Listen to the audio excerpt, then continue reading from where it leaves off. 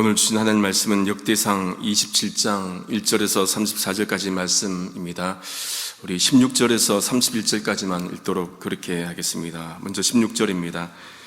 이스라엘 지파를 관할하는 자는 이러하니라. 르우벤 사람의 관장은 시그리의 아들 엘리에셀이요, 시몬 사람의 관장은 마아가의 아들 스바다요, 레위 사람의 관장은 그무엘의 아들 하사바요, 아론 자손의 관장은 사독이요, 유다의 관장은 다윗의 형 엘리후요, 이사갈의 관장은 미가엘의 아들 오므리요, 스불론의 관장은 오바댜의 아들 이스마야요, 납달리의 관장은 아스리엘의 아들 여레못이요, 에브라임 자손의 관장은 아사시아의 아들 호세아요, 므낫세 반지파의 관장은 부다야의 아들 요엘이요, 길라앗에 있는 므낫세 반지파의 관장은 스가랴의 아들 잇도요, 베냐민의 관장은 아브네엘의 아들 야하시엘이요, 단의 관장은 요로함의 아들 아사레엘이니 이스라엘 지파의 관장이 이러하며, 이스라엘 사람의 20세 이하의 수요는 다윗이 조사하지 아니하였으니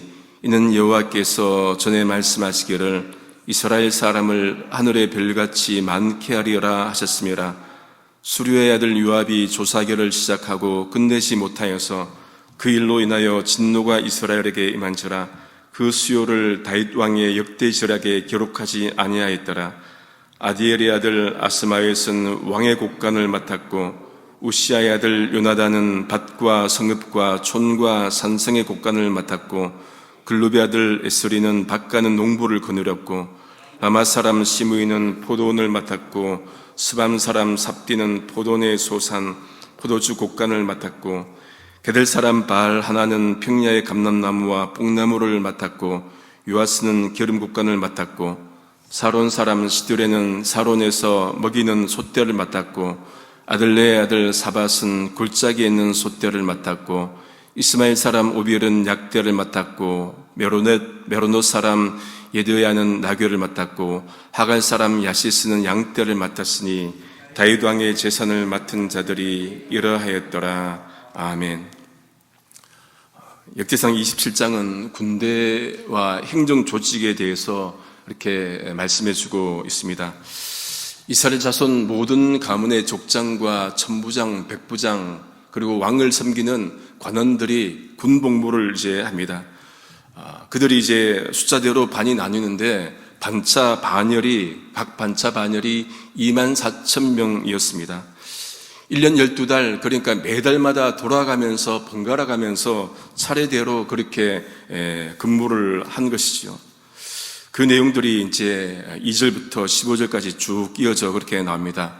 정월부터 마지막 12째 달까지 그렇게 매달마다 24,000명씩 이제 군복무를 이제 하게 됩니다. 이렇게 차례대로 나누어서 서로 섬기면은 그러면은 이제 과도하지 않겠지요. 공동체 안에서 일을 함께 나눈다는 것은 매우 중요한 것 같습니다. 한 사람에게 너무 많은 일이 부과되면은 또 번아웃이 올 수도 있고 지칠 수가 있지 않습니까? 그러니 서로의 일을 함께 나누면서 함께 공동체를 세워가는 것이 바람직한 태도일 겁니다. 이렇게 1년에 한 달은 군복무를 하고 나머지 11달은 자기의 생업을 위해서 이제 일하게 되는 것이죠. 그렇게 해서 나라도 지키고 또 자기 생업도 가정도 꾸려가게 됩니다. 이렇게 자기 일을 그러면 11개월 동안 하다 보면은 나라를 또 생각할 수밖에 없을 겁니다. 여러분, 우리도 하나님께서 부르신 하나님의 영적 군사들 아니겠습니까? 일상에서 우리에게 주어진 일들, 과업들, 또 생계를 유지하면서 살아갑니다. 그리고 또한 하나님의 나라를 위해서 우리가 또 살아야 하는 것이죠. 지금 많은 세력들이 하나님 나라를 무너뜨리려고 하고 또 교회도 공격하는 세력들이 참 많이 있습니다. 그런 세력들과 우리가 맞설 수 있어야 합니다. 그래야 하나님의 군사이겠지요. 해설서에 보니까 여기 12반장 중에 6명이 유다지파 출신이라고 그렇게 소개하고 있습니다. 3절에 베레스, 11절 13절에 세라, 15절에 온니엘, 그리고 7절에는 아사헬, 스바랴, 9절에 이라. 이것은 유다가 이 다윗 왕정의 핵심임을 그렇게 보여주는 대목이라고 할 수가 있을 것 같습니다. 이제 다윗이 이스라엘 12지파를 이끄는 지도자들을 이제 또 세우는데 그 명단 또 16절부터 22절까지 쭉 나와 있습니다. 지파들 명단을 이렇게 보면은 앞에 6지파, 첫 6지파는 루벤, 시몬, 레위, 유다, 그 다음에 이사갈, 스불론 이렇게 나옵니다. 누구의 아들입니까? 레아의 아들들이죠. 그리고 나머지 6지파인 납달리, 에브라임, 서쪽 므낫세 지파, 동쪽 므낫세 지파, 베냐민, 단은 누구의 아들입니까? 라헬의 몸종이었던 빌나를 포함한 라헬의 아들들입니다.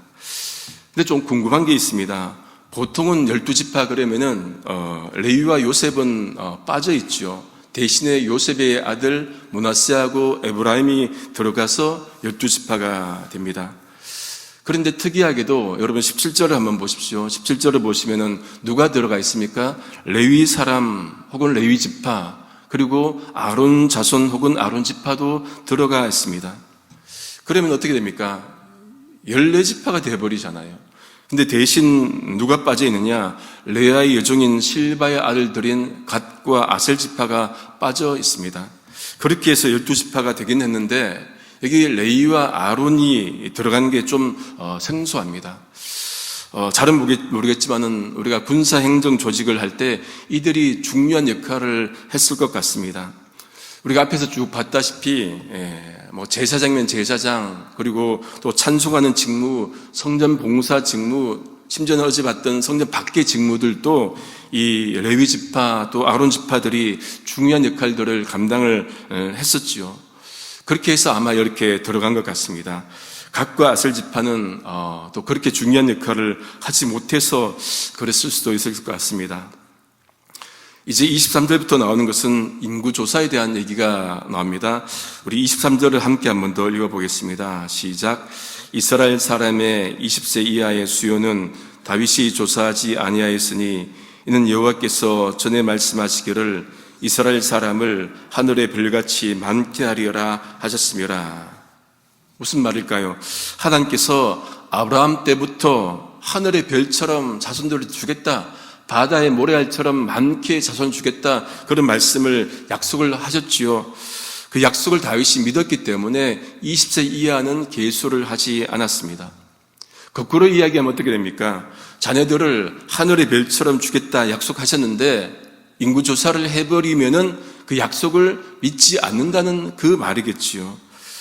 실제로 사무엘하 24장에 보면은 다윗이 인구조사를 하는 장면이 납니다. 사무엘하 24장 1절입니다. 여호와께서 다시 이스라엘을 향하여 진노하사 저희를 치시려고 다윗을 감동시키사, 개역 개정으로 보면은 격동시키사, 세번역으로 보시면 부추기셨다. 가서 이스라엘과 유다의 인구를 조사하라 하신지라. 하나님께서 인구조사하라 하신 이유가 뭐라고 하십니까?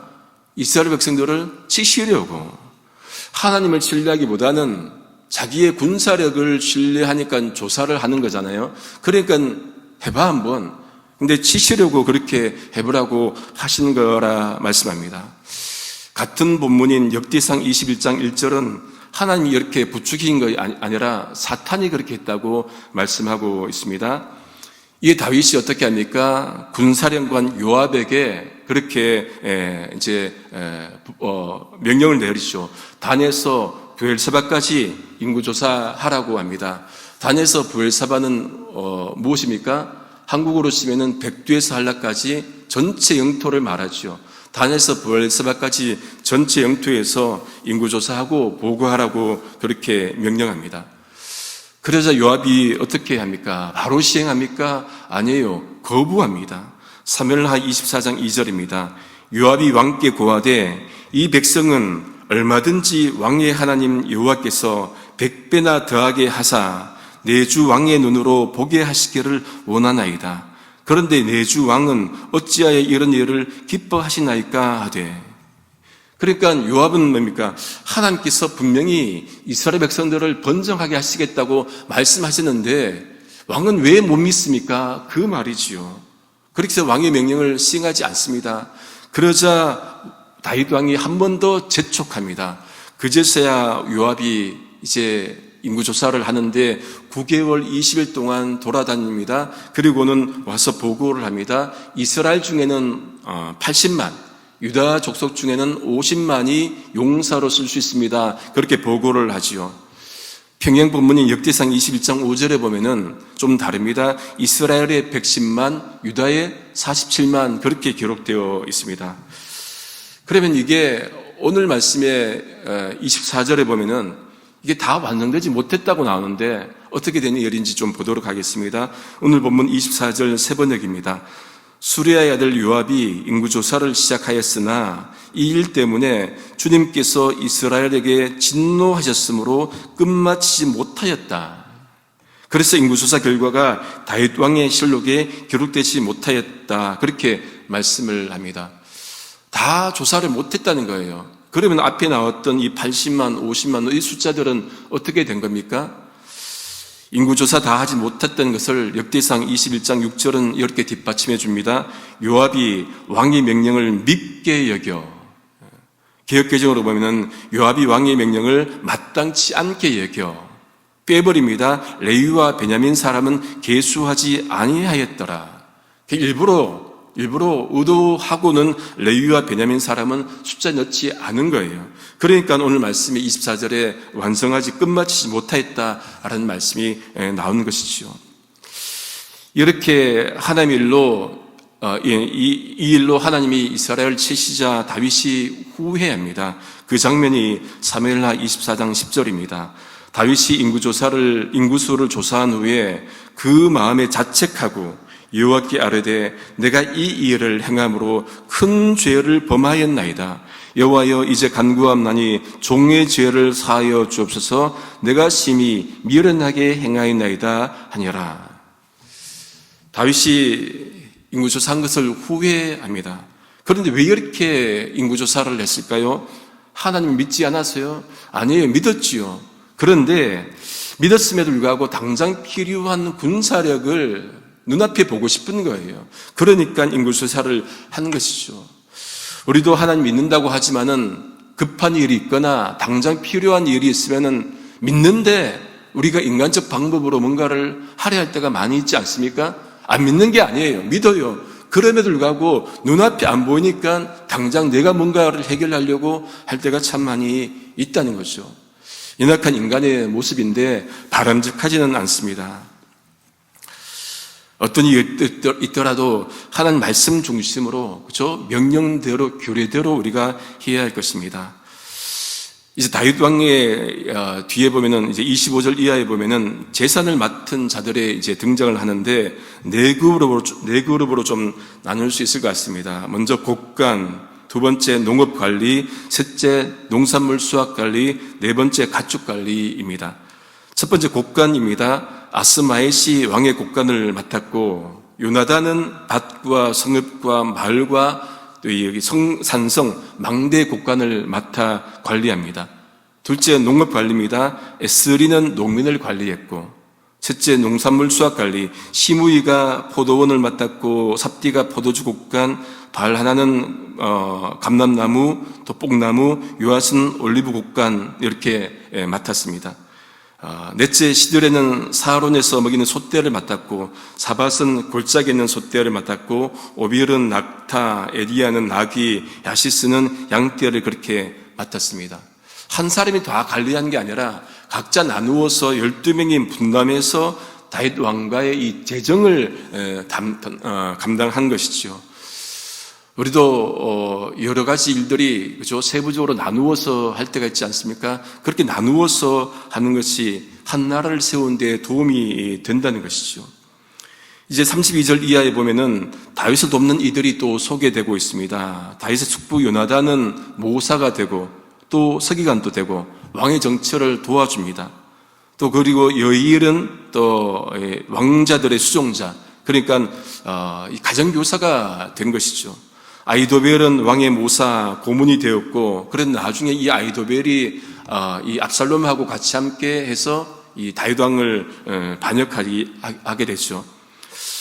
아렉 사람 후세는 왕의 친구가 됩니다. 그래서 이 후세가 이 아히도벨의 공격을 이제 막아주지 않습니까? 또 아히도벨이 죽은 후에는 여호야다와 아비아달이 왕의 모사가 됩니다. 요압은 왕의 군대에 또 지휘를 이제 하게 됩니다. 이런 것만 보더라도 이렇게 다윗왕이 행정 조직을 잘 갖추어가는 것을 보게 되죠. 혼자 나라를 다스리지 못하지 않습니까? 또 장관들 또 그렇게 사람들을 세워서 의견도 듣고 협력해서 나라를 다스린 것을 보게 됩니다. 그 어떤 일도 혼자 감당하지 못합니다. 하나님의 일이라면 더욱더 그러할 것입니다. 그러니 우리가 주님 안에서 서로 협력하고 아무리 작은 일이라도 함께 만들어가는 것이 하나님 나라의 동역자들의 모습일 것 같습니다. 그것이 하나님께서 한 명 한 명을 부르는데 공동체로 부른 이유이겠죠. 우리가 예수 믿고 신앙생활 할 때 혼자 충분히 할 수 있습니다. 집에서 할 수 있죠. 교회 안 나고도 할 수 있습니다. 그럼에도 불구하고 하나님께 부르신 것은 함께 만들어 가라고, 함께 엮어서 함께 공동체를 만들어서 하나님의 역사를 이루어 가라고 부르신 것이죠. 그러니 공동체가 소중한 겁니다. 교회를 소중하게 여기시기 바랍니다. 성전을 소중하게 여기시기 바랍니다. 함께 모여서 만드는 그 일들을 소중하게 여겨야 할 것입니다. 말씀을 정리합니다. 영적 전쟁의 시대입니다. 예전에는 무신론 그러면은 하나님이 없다고 한 게 무신론이잖아요. 그런데 요즘은 좀 무신론이 바뀌었습니다. 전투적 무신론 혹은 과학적 무신론자들이 등장해서 어떻게 합니까? 단지 하나님이 없다고만 얘기하는 것이 아니라 종교, 특별히 이제 기독교를 없애려고 하는 겁니다. 그래서 전투적 무신론자 이렇게 붙입니다. 지금도 수없이 많은 이들이 종교를 없애려고 기독교를 없애려고 하지요. 사상으로, 이념으로. 어떻게 해야 됩니까? 가만히 있어야 됩니까? 아니죠. 맞서야 되지요. 우리가 군사로 맞서야 됩니다. 우리 찬송 부른 것처럼 믿는 사람들은 군병 같으니 이 3절 가사처럼 우리가 해야 할 것 같습니다. 세상 나라들은 멸망받으나 예수 교회의 영영 왕성하리여라. 지옥 권세 감히 해치 못함은 주가 모든 교회에 지키심이라. 믿는 사람들은 군병 같으니 앞서가신 주를 따라갑시다. 우리 주님께서 교회 지키시고 그리고 어떻게 해요? 앞서가신다고 말씀합니다. 그러면 우리 또한 그 발자국을 따라가면서 그러면서 이 나라에 또 하나님 나라에 있어서 큰 용사 될 수 있기를 성부, 성자, 성령이신 삼일체 하나님의 이름으로 소망합니다. 기도하시겠습니다. 하나님 아버지, 이 영적 전쟁의 시대에 다시금 우리의 신앙을 점검하고 하나님의 말씀으로 무장할 수 있도록 인도해 주옵소서. 주님의 몸된 교회에서 서로 도우며 서로의 맡은 일을 함께 나누며 하나님의 나라를 함께 만들어 가도록 성령께서 주장하여 주시옵소서. 어디서든 항상 주님을 믿는 영적 군사임을 잊지 않고 맡겨주신 일에 충성하는 우리 모두가 될 수 있도록 도와주시옵소서. 예수님의 이름으로 기도드립니다. 아멘.